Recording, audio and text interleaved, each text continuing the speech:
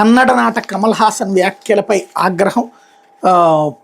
కన్నడకు తమిళ భాష జన్మనిచ్చిందని సీనియర్ నటుడు కమల్ హాసన్ చేసిన వ్యాఖ్యలపై కన్నడిగలు ఆగ్రహం వ్యక్తం చేశారు. ఇటీవల చెన్నైలో ఓ సినిమా వేడుకలో కమల్ ఈ వ్యాఖ్యలు చేశారు. దీంతో ఆయనపై కన్నడ సంఘాల నాయకులు ఆ రాష్ట్రంలోని వివిధ ప్రాంతాల్లో కేసులు నమోదు చేశారు. కన్నడ కస్తూరి అన్న విషయాన్ని ఆ నటుడు మర్చిపోయినట్టు ఉందని కర్ణాటక సీఎం సిద్ధరామయ్య విమర్శించారు. 2,500 ఏళ్లకు పైగా చరిత్రన్న భాషను కమల్ మర్చిపోయినట్టుందని సీనియర్ నటుడు జగ్గేష్ ఆగ్రహం వ్యక్తం చేశారు. కమల్ నటించిన తగ్ లైఫ్ చిత్ర ప్రదర్శన కర్ణాటకలో అడ్డుకుంటామని వివిధ సంఘాల నాయకులు ప్రకటించారు. ఆయనపై నిషేధం విధిస్తామని కర్ణాటక చలనచిత్ర వాణిజ్య మండలి ప్రతినిధులు తెలిపారు.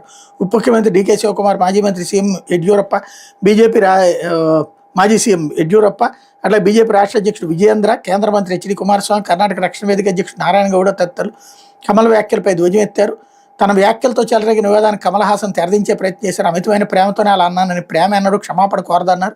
ఇది వివరణ మాత్రమే, సమాధానం కాదని పేర్కొన్నారు. తిరువనంతపురంలో బుధవారం విలేకరులతో మాట్లాడారు. తన వ్యాఖ్యలపై వివాదాన్ని రేకెత్తించిన వారు అసలంశాన్ని గందరగోళపరుస్తున్నారని ఆరోపించారు. చరిత్రకారులు నాకు చరిత్ర బోధించారు, ప్రేమతోనే చెప్పాను కానీ మరే ఉద్దేశం నాకు లేదు. తమిళనాడు అరుదైన రాష్ట్రం, ఇక్కడ అందరికీ అవకాశాలు లభిస్తాయి. ఇలాంటిది మరో రాష్ట్రం లేదని అనడం లేదు. తమిళనాడు అరుదైన రాష్ట్రం అని ఎందుకు చెప్తున్నానంటే ఇక్కడ మీనన్, ఎంజి రామచంద్రన్ రెడ్డి, ఒమండూరు రామస్వామి రెడ్డి, తమిళియన్ ఎం కరుణానిధి, కన్నడ అయ్యంగార్, జయలలిత ముఖ్యమంత్రి పదవులను చేపట్టారు. కర్ణాటక నుంచి వచ్చి తమిళనాడు సీఎం అయిన వ్యక్తి జయలలిత వల్ల సమస్య వస్తే కన్నడ ప్రజలు నాకు మద్దతు ఇచ్చారు. ఇప్పుడు నా కొత్త సినిమా తగ్ లైఫ్కు వారే అండగా నిలుస్తారని కమల్ పేర్కొన్నారు. నాతో సహా రాజకీయ నాయకులు ఎవరికి భాష గురించి మాట్లాడే అర్హత లేదు. లోతైన ఈ విషయాన్ని చరిత్రకారులు, భాషా శాస్త్రవేత్తలకు వదిలేద్దాం అని సూచించారన్నట్టు వార్తని హైలైట్ చేశారు.